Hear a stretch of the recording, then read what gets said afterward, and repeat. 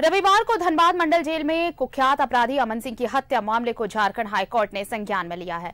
आज हाईकोर्ट के chief justice Sanjay Kumar Mishra की खंडपीठ ने सरकार से जानना चाहा है कि आखिर जेल के भीतर हथियार कैसे पहुंचा, जेल की सुरक्षा में चूक की वजह क्या है। अदालत ने जेल आईजी को कोर्ट में उपस्थित होने को कहा है। जेल आईजी को वर्चुअल मोड में हाजिर होने को कहा गया है। सुनवाई के दौरान सरकार की ओर से महाधिवक्ता राजीव रंजन और अधिवक्ता पीयूष चित्रेश ने पक्ष रखा। अदालत को बताया गया है कि इस घटना की सरकार समीक्षा कर रही है। राज्य के पुलिस के आला अधिकारी मौके पर हैं और इस घटना पर जानकारी जुटा रहे हैं। घटनास्थल का जेल आईजी निरीक्षण कर रहे हैं, वो इसकी रिपोर्ट सौंपेंगे।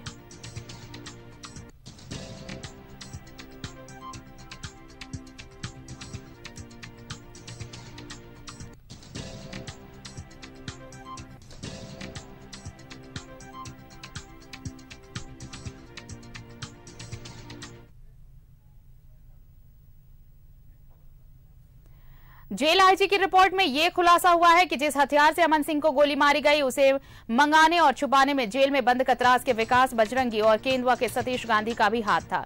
इसी हथियार से सुंदर महतो ने हत्या की। दोनों के सहयोग से हथियार को छुपा दिया गया था, जिसे पुलिस ने बरामद किया है। कतरास के मनोज यादव की हत्या में बजरंगी और बीजेपी नेता सतीश सिंह की हत्या में गांधी जेल में बंद है। हथियार पहुंचाने में आईजी ने 4 कक्षपाल राम, दिनेश पांडे, शिव स्नेही, दिलीप कुमार शाह और जितेंद्र कुमार सिंह को मुख्य तौर पर दोषी पाते हुए निलंबन की कार्रवाई की है। वहीं विकास बजरंगी और सतीश गांधी जिस वार्ड में कैद थे, उसके इंचार्ज दिलीप थे। वहीं रंजीत कुमार नामक कक्षपाल को इसलिए सस्पेंड किया गया, उसकी प्रशासनिक विफलता से ही अमन की जान गई। कक्षपाल मुरारी धोबी को इस वजह से सस्पेंड किया गया क्योंकि जिस वार्ड नंबर 5 और 6 का इंचार्ज था, वहां बंदियों के बीच मारपीट हुई थी। दूसरी तरफ शिव कुमार प्रसाद नामक कक्षपाल को इस कारण सस्पेंड किया गया क्योंकि जेल अस्पताल के प्रभार में था। धनबाद जेल से 23 कैदियों को दूसरे जेल में शिफ्ट करने का आदेश दिया गया है। जिला और जेल प्रशासन ने सभी वार्ड सेल की तलाशी ली। तलाशी के दौरान 6 मोबाइल और 18,000 रुपए कैश बरामद किए गए।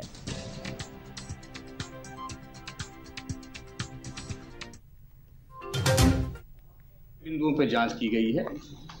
जो एक्शनेबल पॉइंट हैं, सबसे पहला तो ये है कि जो हमारी लापरवाही दिखी है जेल मैनुअल्स के आलोक में, जो नियमों का पालन किया जाना चाहिए था, उसमें लापरवाही कर्मियों को चिन्हित किया गया है। उनके खिलाफ कार्रवाई की गई है। जेलर को निलंबित हम लोगों ने किया है। उनकी जगह पे अन्य जेलर को हम लोगों ने पदस्थापित किया है। जो घटनास्थल था उसको प्रॉपर हम लोगों ने सैनिटाइज किया है, बैरिकेड करते हुए। और को चेक कर रही है। एक अलग से डेडिकेटेड टीम है जो सीसीटीवी कैमरे की निगरानी कर रही है, हर एक फुटेज की जांच कर रही है। जो हथियार प्रयुक्त हुए थे वो काफी सघन प्रयास के बाद, सघन छापेमारी के बाद बरामद कर दिए गए हैं। कुल हम लोगों ने 4 FIR दर्ज किए हैं, के बाद और भी तथ्य स्पष्ट हो जाएंगे। उसके बाद जो भी इसमें दोषी पदाधिकारी होंगे, कर्मी होंगे, उनके खिलाफ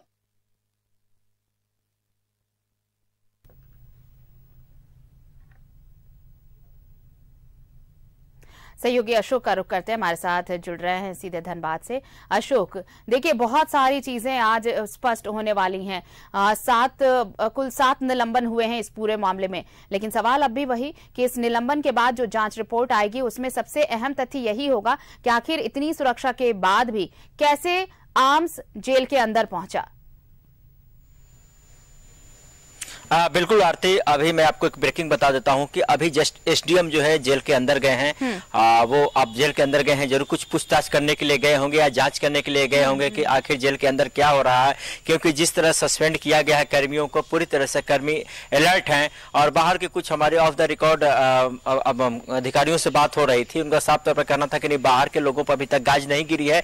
अंदर में जो इसके अंदर जो पीछे में आप गेट देख सकती हैं, इस गेट के अंदर में जितने हैं उन लोगों पर बीच गाज गिरी है। और अभी बताया जा रहा है कि जिस तरह गाज गिरी है और इस गाज को लेकर पूरी तरह से हड़कंप मचा हुआ है। यहाँ तक कि अभी एक पेशेंट हमने देखा कि कोई अंदर में जेल में बंद है, उसको मेडिसिन देना था तो उनको वापस लौटा दिया गया कि न कहा गया कि किसी प्रकार का अंदर मेडिसिन नहीं जाएगा। तो हम यह कहें कि कहीं अगर जेल प्रशासन पहले फूक कर पैर रखी होती तो इस तरह घटना का अंजाम नहीं हुआ होता।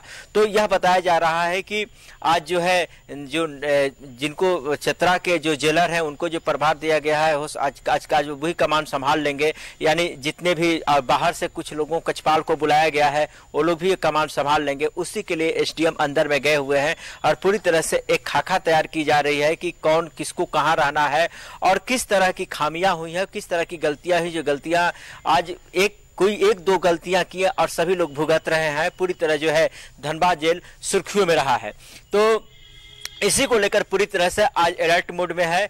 और जहां तक हाई कोर्ट जिस मामले को संज्ञान में लिया है और उसको लेकर आज आईजी खुद वर्चुअल अपने आप को प्रस्तुत करेंगे, तो इसको लेकर भी एक चर्चा बना हुआ है। और ये भी जताया जा रहा है कि अभी हो सकता हो कि और अधिकारियों पर गाज गिर सकती है, तो एक एक लोगों पे जो है नजर रखी जा रही है। और यह कहा जा रहा है कि जिस तरह जेल में घटना घटती है और अपराधी पहुंचते हैं, तो देखिए एक मामला सामने अभी तक नहीं बता पाया कोई पुलिस प्रशासन या जेल प्रशासन का आला अधिकारी कि आखिर हथियार कैसे अंदर पहुंचता है, जिस पर आरोप लग रहा है कि केंदुआ के विकास और एक अन्य अपराधी हैं जेल में बंद है, उन्होंने हथियार पहुंचाया। तो हथियार जाने का अभी मार्ग कोई नहीं बता पा रहा है, क्योंकि अंदर में जो है आरती स्कैनर लगा हुआ, 3 लेयर आपको पार करके अंदर जाना होगा। तो यानी हथियार, देखिए इस सवाल यही आके फंस जाता है। इस सवाल का जो जवाब अभी तक मीडिया कर्मियों को नहीं मिला और इसी की जरूरत है कि आखिर वो हथियार पहुंचा तो पहुंचा कैसे। जो 25 नवंबर को जो वो शख्स सुंदर महतो जेल के अंदर जाता है और देखने से नहीं लगता है कि वो बाइक चोर है, कहीं ना कहीं पेशेवर और अपराधी है। और यह बताया जा रहा है कि प्रतापगढ़ का रहने वाला है। और रिंकू और आशीष रंजन ने जिस तरह घटना रची और उस घटना में पूरी तरह से कामयाब हो गए। ये भी बताया जा रहा है कि आशीष रंजन कभी अमन सिंह का जो करीबी हुआ करता था, उसका दोस्त हुआ करता था, लेकिन अवैध जो कोयले का कारोबार होता है, इस पैसे को लेकर, इस पैसे के बंटवारे को लेकर इस तरह का मामला तुल पकड़ा और जो दोस्ती है दुश्मनी में बदल गई। और कहीं ना कहीं जो है रिंकू सिंह को मौका मिला, जो इलाहाबाद का रिंकू सिंह रहने वाला है, वो भी एक कुख्यात अपराधी है और इसका दोस्त है अमन सिंह का, लेकिन वो भी दुश्मन हो गया था। तो ये लोग जिस तरह घटना का अंजाम दिए हैं, तो कहीं ना कहीं एक की बड़ी सवाल खड़ा कर रहा है। और दूसरी बात अशोक, देखिए कोयले का जो अवैध कारोबार है वो वहां पर ऐसी रंजिशों के लिए, ऐसी रंजिशों की वजह बनता है, इसमें कोई दो राय नहीं है। कितने जो वारदातें हो रही, उनमें से 90% वारदातें आप कह सकते हैं कि सिर्फ कोयले के कारोबार को लेकर ही है।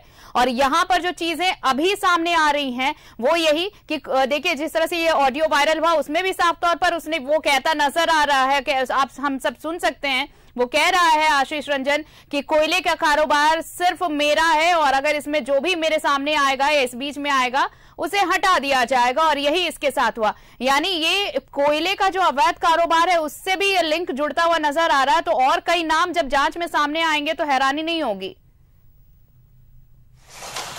बिल्कुल, देखिए जिस तरह देखिए एक एक परत दर परत खोलना होगा, क्योंकि साफ तौर पर जुडिशरी ने जिस तरह कहा था कि जेल के अंदर में क्या हो रहा है, जिला प्रशासन ने कहा था कि जेल सुरक्षित है, कहीं किसी प्रकार का परेशानी नहीं है।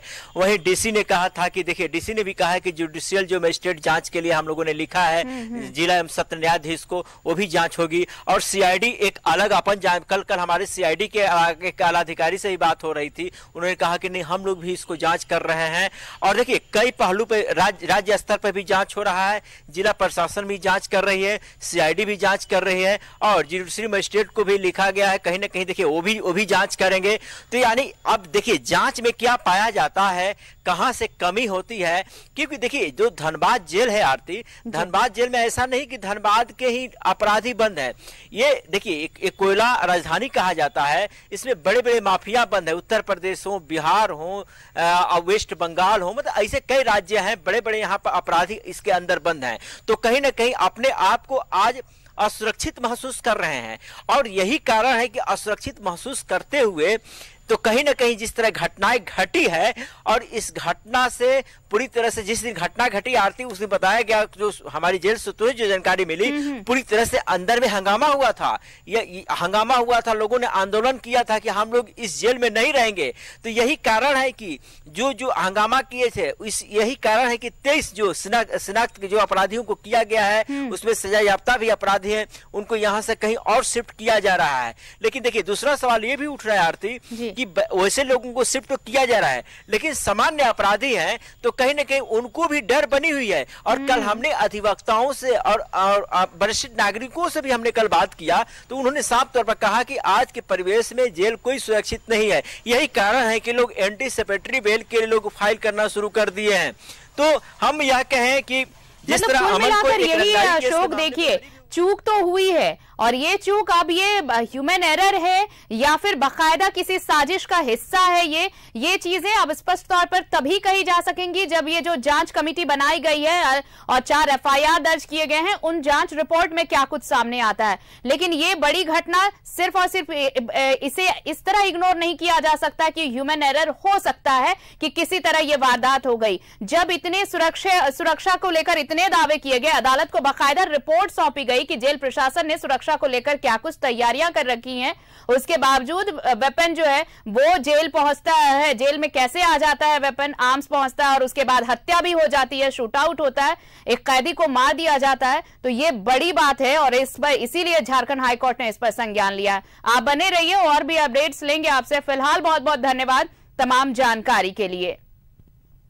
तो देखिए, अब हाईकोर्ट सख्त है, प्रशासन दूसरी तरफ रेस है, और अब जांच रिपोर्ट का इंतजार सभी को है कि आखिर ये धनबाद जेल में जिस तरह से मर्डर को अंजाम दिया गया वो कैसे संभव हो पाया। एक छोटा सा ब्रेक, खबरें और भी हैं, देखते रहिए न्यूज़ 11 भारत।